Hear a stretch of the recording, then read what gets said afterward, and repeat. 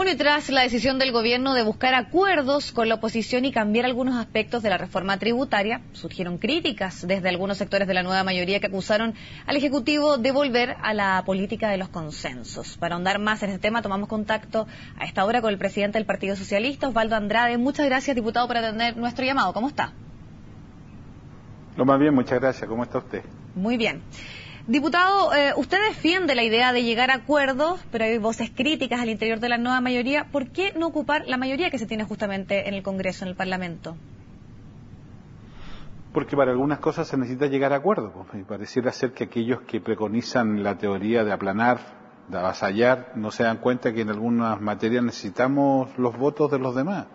Sí, hay que tener un mínimo de realismo político en estas cosas. Pero al margen de las cifras, lo que importa es que las reformas estructurales que le ha planteado Bachelet y ha comprometido Bachelet ante el país requieren de mayorías muy sustantivas, políticas y sociales, y en consecuencia, cuando uno entiende que es tarea del gobierno y es tarea de los partidos de gobierno buscar un arco de alianza mayor para respaldar esta iniciativa, yo creo que estamos haciendo lo que corresponde a la política. Permítame decirle, cuando uno se reúne con una organización social, cualquiera esta sea, ¿no busca acuerdos también? ¿Y por qué esos estarían negados? O sea, esos son buenos y los otros son malos. Yo no estoy por demonizar los acuerdos, yo creo que los acuerdos hacen sentido, por cierto, en tanto cuanto permitan avanzar en la consecución del objetivo político que nos hemos trazado, como es las reformas estructurales para luchar contra la desigualdad y el abuso. Si para ese propósito yo logro concatenar un conjunto de iniciativas para que otros se sumen, voy a decir que no. ¿Por qué? Porque es feo, por favor, ¿en qué mundo estamos? Otra cosa son los consensos, para precisar las cosas, que tienen que ver con una disposición distinta, y es que primero nos ponemos de acuerdo y después mandamos la iniciativa al Parlamento. ¿Por qué? Porque en el Parlamento hay vetos. Eso sucedía antes y tuvo algunas consecuencias que hoy día no queremos reeditar, y en consecuencia estamos descartando la teoría del consenso. Pero también hemos descartado la teoría de la retroexcavadora, permítame caracterizarlo así, porque entendemos que la búsqueda de acuerdo también le da más sostenibilidad, más perspectiva en el largo plazo a los cambios, y eso también es bueno y es sano para la democracia. Entonces, ni retroexcavadora ni consenso. Lo que hay, una mayoría inteligente que tiene que operar políticamente. Diputado, pero por ejemplo en el caso de la reforma tributaria, cuando este acuerdo se cierra, como por ejemplo lo dijo el senador Saldívar, en la cocina, cuando se hacen reuniones en la casa de un exministro de la administración anterior, donde también, por ejemplo, el señor Aguad dice: yo soy el papito de la guagua. ¿No es quitarle legitimidad? ¿No es esto finalmente darle la espalda, podríamos decir, a la ciudadanía? O sea, ese conjunto de afirmaciones son todas muy desafortunadas, además muy irreales, porque lo que hay que preservar aquí, de lo que estábamos conversando usted y yo en su primera pregunta, es si el acuerdo tributario recoge o no recoge los propósitos políticos de la nueva mayoría. Y tal como lo ha dicho el ministro de Hacienda, recaudamos 3 puntos y algo del PIB, que era el propósito. 2, hacemos un sistema progresivo para que los que tienen más aporten más, también se logra. Avanzamos en terminar el FUT, se termina el FUT. Avanzamos en temas de evasión y elusión. Y además hacemos un fuerte impulso al ahorro y a la inversión, particularmente en materia de pequeña y mediana industria. ¿Usted cree que eso es malo para Chile? Y si llegamos a un acuerdo en ese sentido, ¿por qué lo vamos a demonizar? Ahora, si esto se hizo en la cocina de un señor, en el baño de otro señor, en el lavatorio de otro caballero, mire, todo eso es inconfortable. Estos acuerdos habría sido mucho mejor presentado este acuerdo si se hubiera hecho más institucional. Yo concuerdo con las críticas que se han hecho y también concuerdo que a lo mejor ha faltado más explicación. Yo creo que el ministro de Hacienda tiene que esmerarse en entregar mayor información al respecto, pero eso no desnaturaliza el contenido del acuerdo. Finalmente es lo que importa, creo yo, ¿no? Porque yo entiendo que en el futuro nos vamos a acordar del acuerdo tributario de esta naturaleza y no del olor de la cocina del señor Saldívar. Ahora, ¿cómo se puede revertir este clima de desconfianzas internas que generó este protocolo de acuerdo? Pensando que finalmente hay voces que tienen posturas aún con menos posibilidades de encontrarse, por ejemplo, respecto a lo que podría suceder con la discusión en el caso de la reforma educacional. ¿Cómo se puede avanzar ahí, cuando quedó este ambiente un poco enrarecido, producto de las formas de este protocolo de acuerdo en el caso tributario? La mejor manera de resolver el problema de la forma es darle sentido a que el contenido es exactamente el que se ha dicho. Si finalmente las formas son importantes, pero con el mayor respeto, decidir entre las formas y el fondo, yo me quedo con el fondo. No minimizo las formas, pero por favor es mucho más relevante el contenido. Entonces, ¿cómo se logra recuperar confianza, disipar aprehensiones, todas estas heridas que quedan? ¿Cómo? Con una forma, la forma es muy simple, con mucho diálogo, con mucha conversación, con mucha disposición a explicar y además con un dato clave: las indicaciones que se van a presentar en el Senado, que recogen los contenidos del acuerdo, tienen que ser muy conversadas, con un sistema muy participativo. Todos los involucrados, incluso los que no estuvieron en el acuerdo, porque no tienen representación en el Senado, tienen que ser parte de la elaboración de esas indicaciones. Yo creo que de esa manera se disipan las dudas que se pueden haber generado. Ahora, usted hizo un llamado al silencio al interior de la nueva mayoría.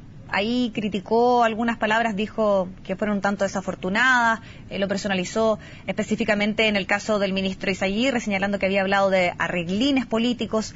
Él respondió diciendo de que no lo había dicho de esa forma, por el contrario, que había sido más bien el periodista que le había atribuido esa frase. ¿Fueron apresuradas tal vez sus críticas entonces? O sea, pareciera ser que en Chile siempre la culpa la tienen los periodistas. Yo no soy de aquellos. Yo entiendo que el periodista no inventó el concepto. Ahora, uno siempre podrá decir que el contexto era otro. Bueno, esto lo hemos escuchado toda buena parte de la vida. Mi llamado es a tratar de generar una lógica de menos anuncios rimbombantes y más ocupación en los contenidos y más ocupación en el tratamiento de los involucrados. Aquí tenemos reformas estructurales que son de fondo, que son importantes, que van a cambiar este país. Y si queremos hacerlo, tenemos que hacerlo bien, para que resulten bien. Y en consecuencia, el contenido y el método se transforman en cuestiones cruciales. No cabe ninguna duda que en materia de la reforma educacional, que es sin lugar a dudas tal vez la más importante de todas, yo dejo mi Diputado, pasado a la reforma laboral por razones obvias, el método es muy relevante y en consecuencia hay que hacer un esfuerzo en esa dirección. ¿Y qué es lo que quiero señalar? Entonces hagamos menos anuncios, menos frase para la tele, con el mayor respeto, menos frase para los medios, con el mayor respeto, y preocupémonos más de disipar las diferencias que tenemos entre nosotros, porque la unidad de la nueva mayoría en esto es crucial para que esto resulte. Y eso se cautela y se arregla en la medida que tengamos mucho tino y mucho tacto en el tratamiento de las cosas. ¿Ese es un mensaje directo que le está mandando al ministro Izaguirre? No, pero no ponga en mi boca palabras suyas. Usted me está preguntando, no le estoy mandando un mensaje. Para la tele, pero yo he hablado, si usted se acuerda de la pregunta que usted me hizo, yo he hablado de un silencio general, no me referí a nadie en particular. Y reitero eso, incluso me involucro en esto. Nosotros tenemos que hacer un esfuerzo en esta dirección, porque tenemos algunas diferencias que han aflorado. Entonces, ¿qué queda ante la opinión pública?